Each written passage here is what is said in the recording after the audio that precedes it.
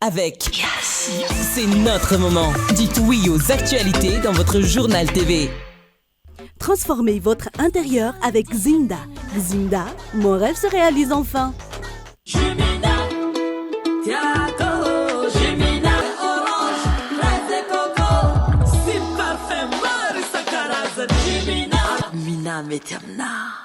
Manolotra ho anao ny vaovao. Salama tompoko, tonga soe tamin'ny Pegasus e. Zahay dia mamokatra kidoro vita avy amin'ny mosy. Tena mateza, voanja fiafy. Manolotra anao ny vaovao.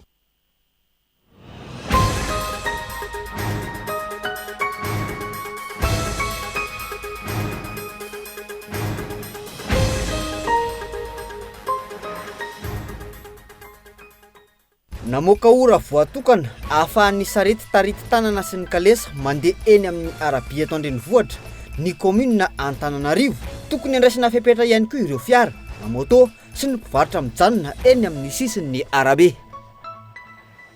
Kolontsaina ahafantarana nantakarana any amin'ny tapany avaratry ny nosy iny, ny taono manana ny maizy azy io fomba io ary izana ny ampahafantarana ho an'ny malagasy rehetra. Olona valondray farafahakeliny no namony ainy tao amin'ny tanànan'ny Sakisaky any atsimon'ny Liban vokatry ny fanafiana anabakabaka nataony ny tafika Israeliana ao Mali na dia eo aza ny fampitsarana ny ady nanomboka ny 17 ny volana Aprila lasa teo. Ny Antsipriandreo no arahantsika ao anatin'ny fampahalalam-baovao.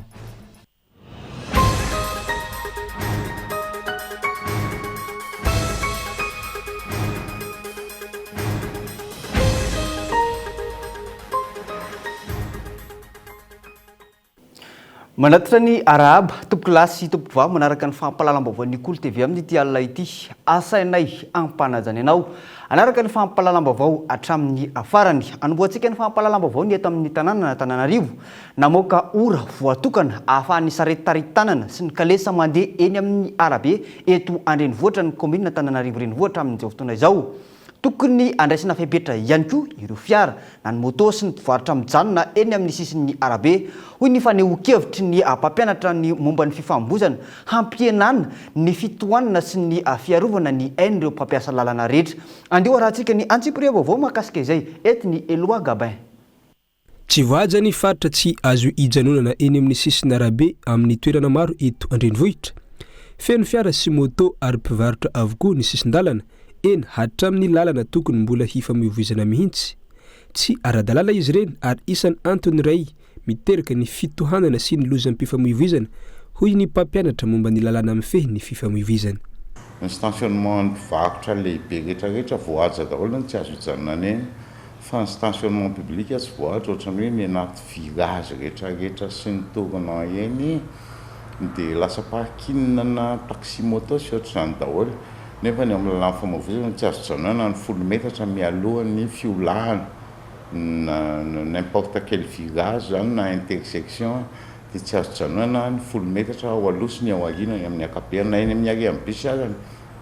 Amin'ny fiainana efa atao hoe fahazaran-dratsy ataon'ny mponina dia tsisy voaja le izy amin'ny akapobeany.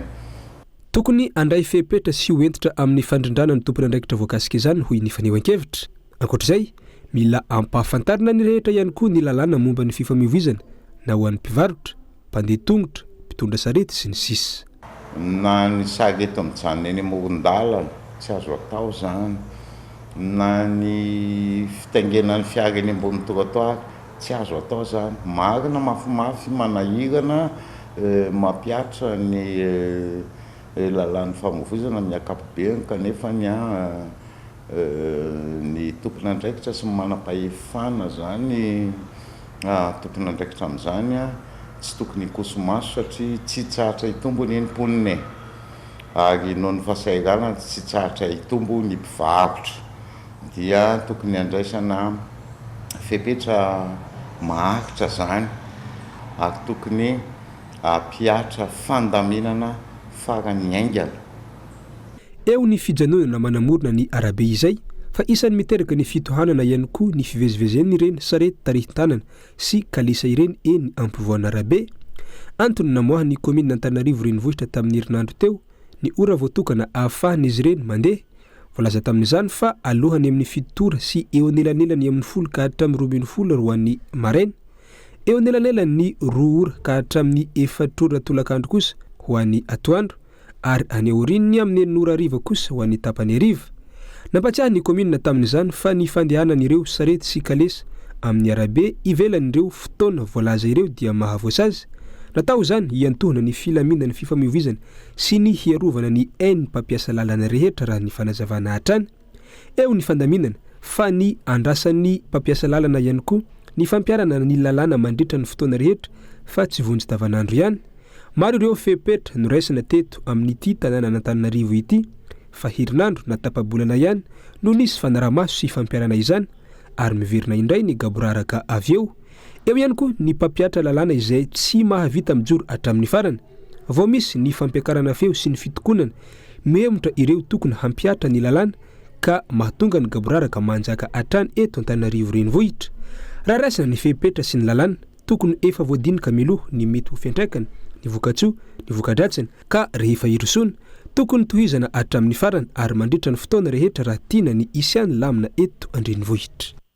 Ijanona iresaka makasika ny fandaminana eto Antananarivo renivohitra izay hatrany isika. Ao anatin'ity vaovao manaraka ity, mitaraina ireo mponina eny amin'ny cité Ambodinisotry fa navadiky ny tompon'andraikitra eo anivon'ny boriboritany voalohany ho lasa tsena ny toerana malalaka manodidina ny trano fonenana izy ireo. Lasa tsy manana parking sy tsy misy lalana ivoana sy fidirana izy ireo vokatra izany. Miantso ny filohan'ny délégation manokana ny tanàna Antananarivo na ny PDS izy ireo hidina eny antoerana sy anala n'ireo mpivarotra ireo. Andeo rahantsika ny antsipiriam-baovao mahakasika izay. Mitaraina ireo mponina eny amin'ny cité Ambodinisotry fa voabahana ny toerana malalaka manodidina ny trano fonenany, feno mpivarotra hatramin'ny ampovoana arabe. Tsy misy lalana intsony, lasa tsy manana parking intsony izy ireo. Ankoatr'izay, miparitaka ny fako sy ny loto ary hararotin'ny mpanendaka izany tranga izany. Antony itakin'ireo mponina hanesora ny tompon'andraikitra eo anivon'ny commune Antananarivo renivohitra ireo mpivarotra ireo. Mponina tetỳ amin'ny cité Ambodinisotry sy ny cité rehetra samy nanana ny parking ny daholo. Dia nefa ny amin'izao fotoana izao nametrahana mpivarotra daholo any anatin'ilay arabe rehetra izay nisy any parking ny mponina. Dia amin'ny lafin'ny sécurité tsy andaniny ny mpanendaka manjaka mpianatra zany tena manana difficulté be mandeha makao am-pianarana satria tsy maintsy milatsaka anaty arabe ilay mpianatra. Dia io canal rehetra io zany raha ohatra zao curena Androany izy dia Androany ihany dia efa feno ray dia maloto be, tena loto ny tanàna. Dia vao maika miampy an'izay zavatra izay dia tena loto tanteraka mihitsy. Le ekipan'ny fivondronan'ireo mihitsy nametraka an'ireo teo. Reny mamevahana an'ilay mpivarotra damba tato mpivoany tato daholo reny mivarotra toroa. Dia lasa nisitaka nakany aminay tany misy fasan'ny fivondronana amin'ny sitrony. Mame volana azy dia lasa makany aminay ihany. Fa ny tediavinay zany ilan'ireo. Efa nandefa fitarainana any amin'ny ambaratonga ampahefana samihafa izy ireo raha ny fanazavana. Hiroso amin'ny dingana manaraka ny fitakiana raha tsy mbola mahazo valiny mahafapo ireo mponina eny an-toerana. Amin'iza ny fampiarana ny lalàna eto Antananarivo no ho ampiarina ao anatin'izao fotoana ny fanavoazana izao. Ivadika Tomasina isika manohy ny asa sosialy any Tomasina ny fikambanana fanjiry izay tarihan'ny vadin'ny filohan'ny fanavoazana ny Repoblika Eliza Randrianirina amin'izao fotoana izao. Mpianatra hiatrika fanadina mpanjakana misa hatrany amin'ny 4 sy 507 no hisitraka tohana ao Tomasina faharoa. Tao ihany koa ny fanolorana fitaovam-pianarana ho an'ireo mpianatra ireo. Andeha rahantsika ny antsipiriam-baovao mahakasika izay entiny Entsora Soarmalala. Mpianatra nala fanadina mpanjakana misa 500 sy 700 no nahazo fanohanana tao Tomasina faharoa avy amin'ny fikambanany Fanjiry. Ka misa 720 sy 500 ho an'ireo anala ny fanadina mpanjakana CPE. 720 sy 500 ireo anala ny fanadina mpanjakana BEPC ary misa 370 sy 500 ireo anala ny fanadina mpanjakana baccalauréat. Nandritra ny lanonam-panokafana izay natao tao Fanandrara, nanolotra fitaovam-pianarana ihany koa ireo mpikambana ny solitena ny vady ny filohan'ny fanavaozana no sady filohan'ny nasionaly ny fikambanana Fanjiry Eliza Randrianirina. Dinay zany tsy hoe fampanatenana fa action vitrany ianay tena fikambanana zany jirana afo sosialy ho an'ny mpianatra araka nefa ambanako zany misy fanala fanadinana sorana somatsara zany fa ny fandarana fa vita stitusa somatsara dia mbola mpihatrano zany masanay zany hoe lafo sosial no tena jirezotoana tonga nanome voninahitra ny lanonana ny ben'ny tanàna Antoerana ny dirainina Tomasina ary ny chef Cisco Tomasina faharoa tsy ivona natao fanampiana ireo mpianatra ny sedra fahatarana taorian'ny fandalovany rivodoza gezany ahafahan'izy ireo miatrika ampitoniana ireo fanadinam-panjakana ity etsika ity. Iverenantsika ny lafim-baovao mahakasika ny fiantraikana ireny tolona natao toy tamin'ny firenena ireny tamin'ny taona 2024 mbola nisy tamin'ireo tanora izay nitolona tamin'ny oktobra 2024 mantsy no mbola manaraka fitsaboana na dia efa azo lazaina ho sitrana azy amin'izao fotoana izao noho ny ratra mafy izay nahazo azy namela olatra sy takaitra tsy mety fafana eo amin'ny fiainany ny fanovana ny fitakiana fanovana teto amin'ny firenena noho iny tolona iny. Andeha rahantsika ny antsipriam-baovao mahakasika izay. Mbola nanitsaboana tena tao arin'ny ratra imirana sitrana ihany saingy namela olatra lehibe tsy ho voafafa nampatsiahy fa nisy ny tolona nitakina fanovana teto amin'ny firenena indro ny poany lacrymogène izy ny voalohany nampienjera azy ary ny faharoa efa teo ampienjerana izay niteraka ny ratra goavana vo teo amin'ny lamosina manakaiky ny fitombenana izy lehibe tokoa ny fery ary nandavaka tsy vita tetatoerana ny fitsaboana 5 andro nanakatonana ny fery izay vao niroso tamin'ny greffage nanalana ny hoditra teo amin'ny fieny mba andrakofana ilay olatra tamin'ny ratra teo amin'ny lamosina mbola mitoy ny fitsaboana amin'izao mba hiafen'ny nofo ilay lavaka teo amin'ny lamosina. Teo alalam-podina iny no nisy 44 G6 44 G6 nandalo teo amin'ny épicerie anankiray izay nialofanay nangalainay aina toraka ny bombe lacrymogène izy voalohany mipitika teo amin'ny tongotra ny dadanay izay nandratra ny tarehako dia nandratra ny tarehako iny no nampienjeray ary nalava tamin'ny tany dia zalavy tamin'ny tany iny no toraka fandroany teo amin'ny lamosiko ambony fitombenana dia nanomboka tamin'iny fakoroka tangorona ny olona fitadiavana vonjomaika andehanana aingana any amin'ny hôpitaly. Tena niatra tamin'ny haiko ny zavatra nahazo ahy nandeha nitolona nefa ho an'ny tanindrazana nanaovako an'izany dia fa raha ohatra zareo ny fitondrana amin'izao no tonga eo dia mino aho fa vitan'ny zareo ny manarina an'io ary tsy ho foana ny tolona natao miandro inoko manana fepitaona manana fotoana ary zareo anaovana azy ny ona ireo malagasy rehetra nitaky an'izany tamin'izany. Mbola nanohy ny fanaraha-maso ilay ferinykatona tatsy amin'ny nosy Maurice izy saingy nody izy ny aprily lasa teo noho ny fahalaniny teo Ampelantanana. Manankina ny fitokisany amin'ny fahendren'ny mpitondra amin'izao fotoana izy mba tsy ho verimaina ny tolona izay natao miroso amin'ny famerenana aratsana ihany koa ity tovovavy ity noho ny donna mafy aratsaina nahazo azy vokatry ity faratrana goavana ity. Mariana fa tamin'ilay andro voalohany nanomboany ny tolona iny izy no voa. Ampitomboana sy ampahafantarana sy ampahavanarana ireo izay ampitomboana fahalalana sy ampahafantarana ireo mpitantana sy ny olom-boafidy ary ny teknisianina eo anivon'ny fokontany sy ny komina ato anatin'ny faritra Analamanga notokanana ny ivotoeram-panovoza-kevitra sy fiofanana ho an'ny faritra Analamanga izay ao anatin'ny tranoben'ny INDDL tafiditra ao anatin'ny politika nasionaly ny fitsinja rampahefana sy fampandrosoana ivotiny ny visin'ny fotodrafitrasa tahaka izao raha ny fanazavana. Andeha rahantsika ny antsipriam-baovao makasika izay etiny Entsorasoa ary Malala.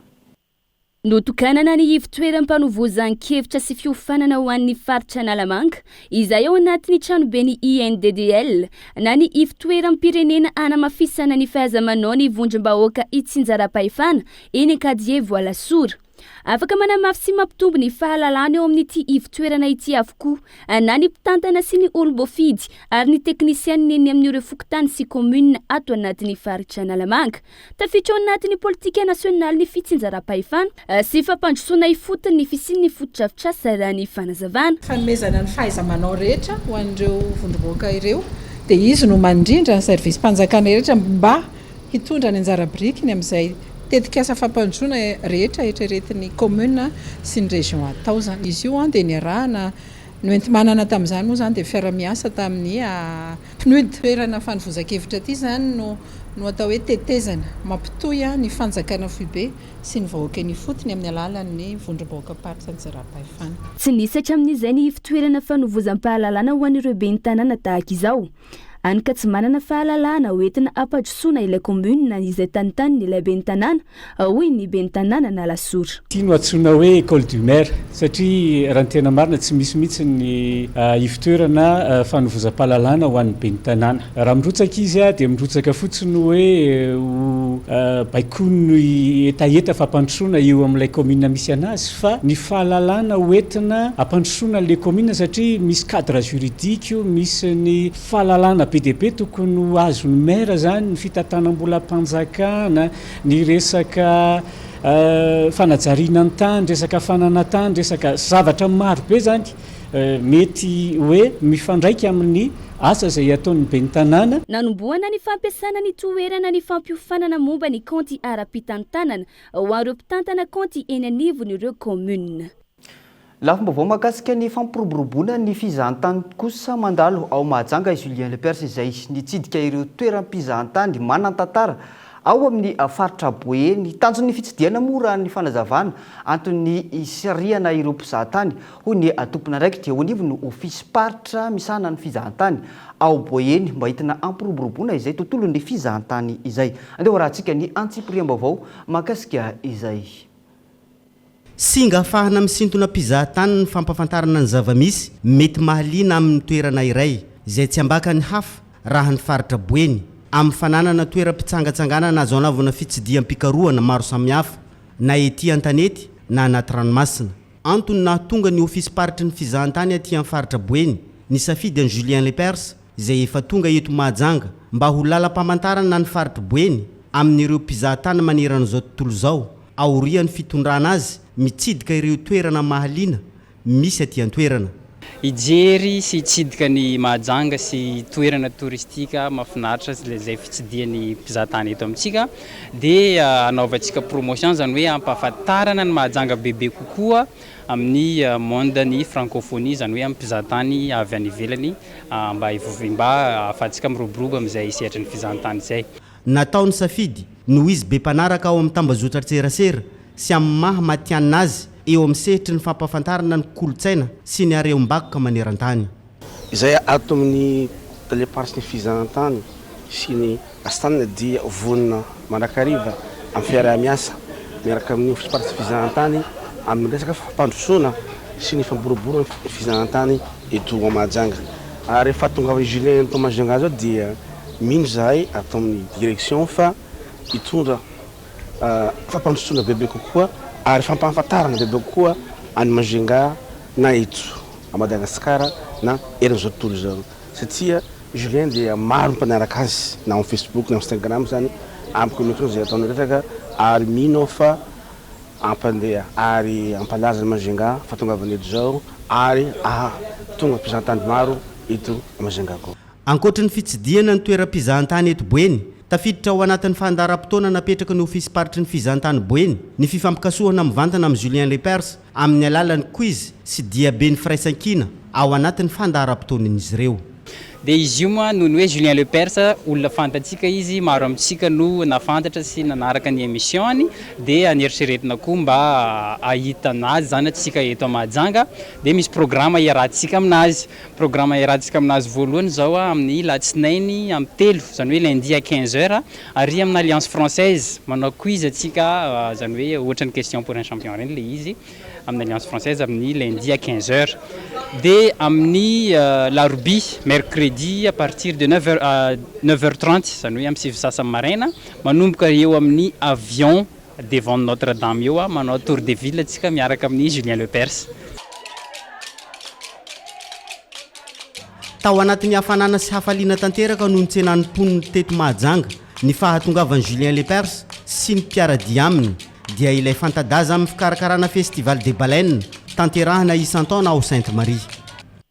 Dia ny ihany koa no antsika amin'ny Sainte vetivety ato anatin'ny dokam-barotra hetipitsantsika ao anatin'ny tapany faharoa ny fampahalalam-baovao rehefa avy mbola hoentina amintsika eto ny mahakasika ilay mpianatra 420 taona izay namony ainy nanao voyage d'étude tany Morondava tany.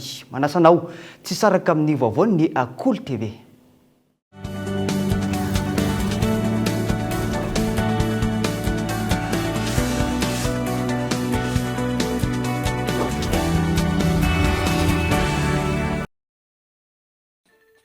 salama tompoko tonga soe tamin'ny Pegasus e zahay a dia mamokatra kodoro vita avy amin'ny mosy tena mateza voenja fiafy manitsy azon-damosina ary manampy amin'ny fitsaboana azy fonony azo safidianana tsy tia ny bibikely io a tsy mandray lelanafo azo andalorana azo atao coussin manankanapena mety boela gilet de sauvetage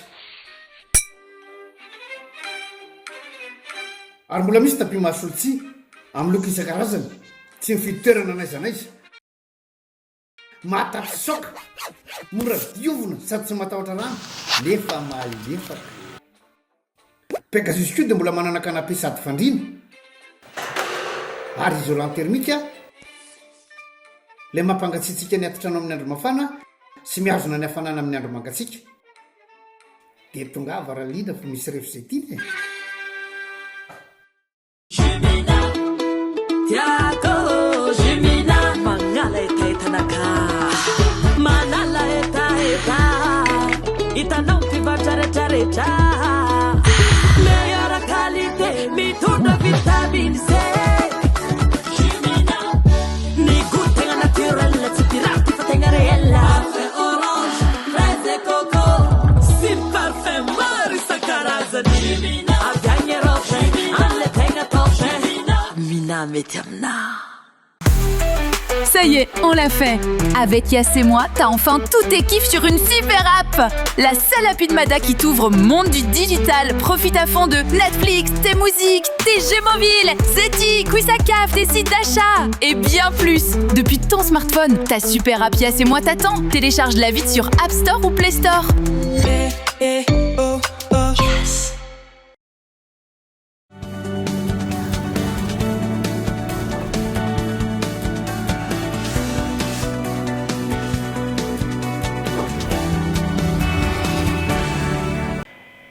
dia mbola terina trany ny arahaba tompoko lasy tompoko vavy tonga soa ato anatin'ny tapany faharoa ho an'ny fampalalam-baovao amin'ity ala ity hanomboantsika izany nitranga tany Morondava tany mpianatra iray 420 taona avy amin'ny université Ankatso eny eto Antananarivo nanao voyage d'étude tany Morondava no namony ainy tao amin'ny plaziny Kimony tao Morondava androany efa nisy moa ny fandraisana andraikitra nataon'ireo tompony andraikitra any an-toerana amin'ny fikarakarana sy ny fandefasana ny razana ho tonga aty Antananarivo nidina tao amin'ny hôpitaly Itsaboana ireo mpianatra hafa izay mbola manaraka fitsaboana noho ny filomanisana teny amin'ny ranomasina ny ministry ny tontolo iainana sy ny fampandrosoana lovainjavy izay mamita iraka any an-toerana mbola hoentina amintsika eto ny toy nyty raharaha ity ao anatin'ny vaovao manaraka fa ho tanterahana mandritry ny 2 andro kosa ny fankalazana ny andro maneran-tany ho an'ny tontolo iainana izay ampitondraina ny lohahevitra hoe fikarohana manakaiky vahoaka anakaiky ny fikarohana ara-tsiansa amin'ny vahoaka sy ampirisika ny tanora mpianatra eny anivon'ny université andray-anjara amin'ireo olana momba ny tontolo iainana amin'ny alalan'ny siansa ny tanjona ao anatin'izany andeha rahantsika ny antsipirim-baovao mahakasika izay entiny Entsora Soary Malala.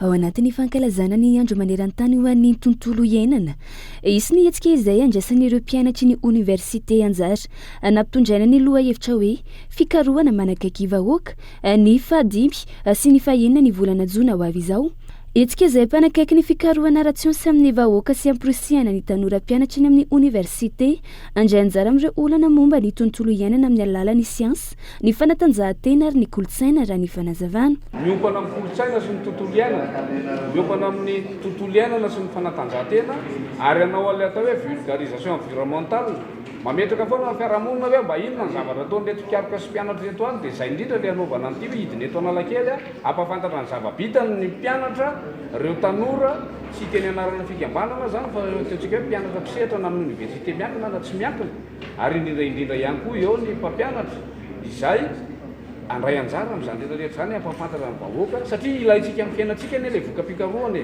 fa indraindray tsy fantatsika hoe inona le izy mapetraka le fanatanjahantena satria mazava ho azy ho anatin'ny vatana tomadiny misy ny saina matsilo ny fanatanjahantena sy ny kolotsaina fa nohatra roa mitondra ny fampandrosoana ny firenena io ihany koa ny sotomatsika ny vahoaka isaritatsika ny mpandalo dia izy zany ny fifampiresahana sy ny famelabelara-kevitra. Mandritra ny roa andro no anatanterahana ny hetsika isy ny fioanam-be ara-tsiansy fampiratiana etika ara-kolotsaina ary fifaninanana ara-panatanjahantena mifandraiky amin'ny fampandrosoana maritra ireo mpianatra eny amin'ny université pikaroka antrim-panjakana mpiara-miombonantoka fikambanana miaro ny tontolo iainana sy ny sisa araky ny fanazavana hatrany. Mitohy hatrany ny ezaka fanatsarana ny setry ny fanabeazana ao amin'ny distrika ny Mahabo natolotra tamin'ny fomba ofisialy ireo afotitra vaovao fanampina ho an'ny EPP anja izay natao hanomezana tontolo fianarana mendrika sy manaraka ny fianatra ho an'ny ireo mpianatra. Andeha rahantsika ny antsipriam-baovao makasika izay. Efitrano fianarana vaovao miisa 3, trano fidiovana, toerana fanadiovana ary lavajano no isan'ireo fototra natolotra ho an'ny EPP anja ato amin'ny komina Ambonivohitra ny Mahabo. Nisy ihany koa ny fanatsarana natao tamin'ireo efitrano fianarana 2 izay efa niasa teo aloha. Vokatry ny fiarah-miasa teo amin'ny komina Ambonivohitra ny Mahabo sy ireo mpiara-miombonantoka ity tetikasa ity izay mikenjy anatsara ny kalitaon'ny fampianarana sy ny tontolon'ny fianaran'ny ankizy eny ifotony. Nandritra ny lanonana nanambara ireo tompon'andraikitra fa zava-dehibe amin'ny fiatsehana ny fitomboan'ny isan'ny mpianatry ny fisian'ny fototra vaovao sady manampy amin'ny fanatsarana ny fahadiovana sy ny fahasalaman'ny ankizy noho ny fisian'ny rano fisotro madio sy ireo fitaovana ara-pidiovana. Raha tsy misy ny fahalalana sy ny fanabeazana ankizy makany amin'ny fampandrosoana dia tsy hisy fampandrosoana eto na ao anatin'ny 100 taona. Dia hoy izahay Zagnahary hitaentsika mianakavy, hahay hanajy, hahay hikolokolo, hahay hametsaka ny atao hoe fahalebiazana ny soatoavina ao anatin'ny fampianara. Mbola tsy ampy ny sekoly ato aminay satria fokotany 7 ny ato Mahabo fa mbola fokotany anankiray io nahazo an'io 3 salles de classe. Ka eto zay dia mahay misaotra ary mankasitraka fa ataonay finomanjanona koa izy io sy azo manjanjaina ary fisaoranareo ho atao ho any fitondram-panjakana io ary mankasitraka ny éducation nationale. Anisan'ny lara-pamena amin'ny fampandrosoana eny fotony ny fanomezana sekoly mentsika sy tontolo ara-pahasalamana ho an'ny ankizy mpianatra ho fanomanana taranaka manana fahalalana sy fahasalamana tsara kokoa. Izay nampandarana kolotsaina kosa no arahantsika ao anatin'ity vaovao manaraka ity. Kolotsaina ahafantarana nantakarana any amin'ny tapany avaratry ny nosy iny ny taony manana ny mahaizy azy io fomba io ary izany ny ampahafantarana ho an'ny malagasy rehetra no izy maro zavatra tokony ho tandremana sy ho fadina amin'ny mahamasina azy. Andeha rahantsika ny antsipriam-baovao makasika izay kolotsaina izay. Ny taony dia kolotsaina araiky hita aty amin'ny tapana avaratra ny nosy Madagasikara izay hita ao amin'ny foko antakarana no tegna mampiasa azy io fa misy koa ny foko hafa mampiasa izany. Anisan'ny fomban-drazana nolovaigna fahiny. Io dia toerana araiky anisan'ny saropady be amin'ny toerana misy ny taony ary tsy mety zimbazimbagna izy io satria hipitrany ireo ray aman-dreny nody razana. Natao hoe taony, ny taony zegny io ny fangatagna ny tsara, fangatagna ny meva amindreo razambe izay teo aloha le efa nodinandro zegny. Dia izy ireo igny zegny ireo namana efa nodinandro ireo dadilatsika tagny regny. Izy igny rehefa ny olo araiky magnorigny taony ahorigny le taony. Ny taony dia mipetraka antsignanan tanàna no asiagna azy ary tany iakarany masoandro no asiana izy. Tsy azo atsangatsanga foana ny taony fa misy ny fombafomba atao mialoha sy ananganana izany. Izany dia tsy maintsy agnontaniagna mpahavintana andra sy olo mahay fomba no magnambara ny andra ndraiky fanjava ananganana ny taony. Ao amin'ny taony dia ahitagna hazo voatokana amin'izy igny sy ny zavatra maromaro samy manana ny dikany. Fa maro amintsika zao ty afa tsy mahay ino mba asan'ny raha iry agny hoy zanareo mahita taony satria mahita asigny maniry. Asigny io zegny mitondra asiny ny razabetsika zegny nagnanaovagna izy io agnaty ao. Ny matambelogno zegny io zegny napetraka ny razambetsika hoe soloviko vala velogno rô tsy mahatanity velogno antanity zegny nametrahagna io vala velogno matambelogno ao satria manjary anao mentany tsy vetanao asara zegny nametrahagna raha io igny zegny asiny napetraka andreo ray aman-drenitsika ao natao koa ny vala velogno natao lakoro mba hoe fangatagnan tsara ho ela velogno izy afa manjanaka amin'igny raha jiaby. Ny taogno dia tsy azo idiragna raha tsy amin'ny volana tsara na fanjava velogno satria fangatagna tsara no atao ao ary tsy olona maro no miditry ao anatiny fa olona voatokana mpijoro amin'ny fianakaviagna sy olona iray. Ny tantely sy lobaka no entigny mijoro ao anatiny ary midika zava-dehibe izany. Rehefa ny olo andeha iditry ao andeha ijoro angataka ao na amile resabe na manokatokana idirantsika amile resabe le olo zegny rehefa ty le togny ambelagna zegny le olo maro magnano atao hoe vakodrazagna ny ambadiky fa io tsy antsa gomalay fa vakodrazagna antsa maventy ny fagnantsovagna ireo razambetsika taloha de igny zegny rehefa mandeha re vakodrazagna le ranga magnaboaka satroko mandohaliky baraky osiko ndraiky tantely ao atao agnabon'ny raha igny agnabon'ny vato ely igny tantely parakosiko atao avô vola feno na hoe 200 na zigny 400 na 700 600 fa mila complet le vola fa 500 tsy izy de zegny le fomba atao agnatin'ny togno satria ny antely atao io le antely misy heriny zigny ny hazondreo fa tsy nifekany hoandreo ny razambetsika antsogna agnatin'izy ao.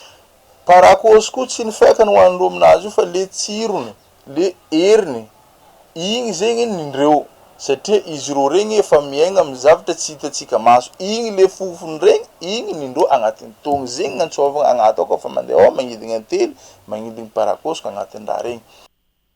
Ny togno dia tsy azo atao ho an'ny olo iray ireriany fa tsy maintsy amin'ny alalan'ny fianakaviagna no ananganagna azy.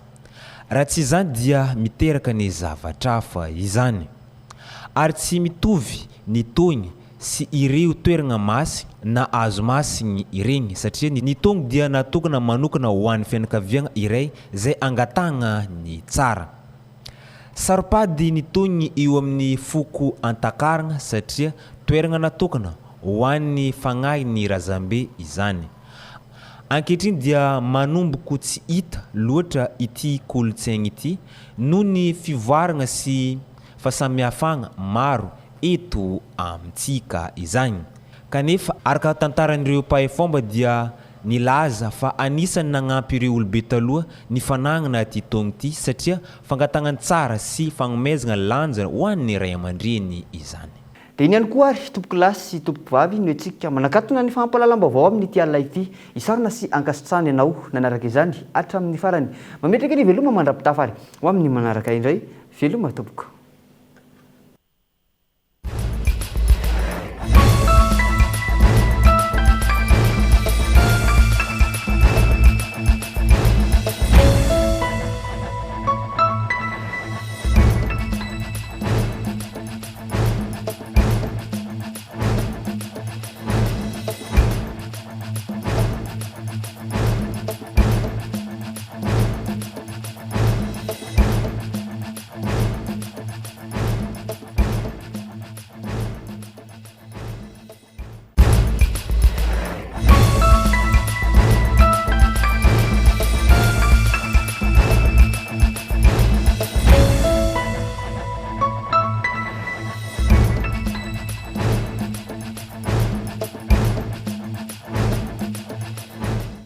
Transformez votre intérieur avec Zinda. Zinda, mon rêve se réalise enfin. Jumina, Tiago, Jumina, orange, fraise et coco, si parfum Marisa Caraza, Jumina, Mina Meterna. Nanolotra ho anao teo ny vaovao. Salama tompoko, tonga soa tamin'ny Pegasus e. Zay dia mamokatra kodoro vita avy amin'ny mosy tena mateza voanja fiafy. A présenté Nivava. Avec c'est notre moment. Dites oui aux actualités dans votre journal TV.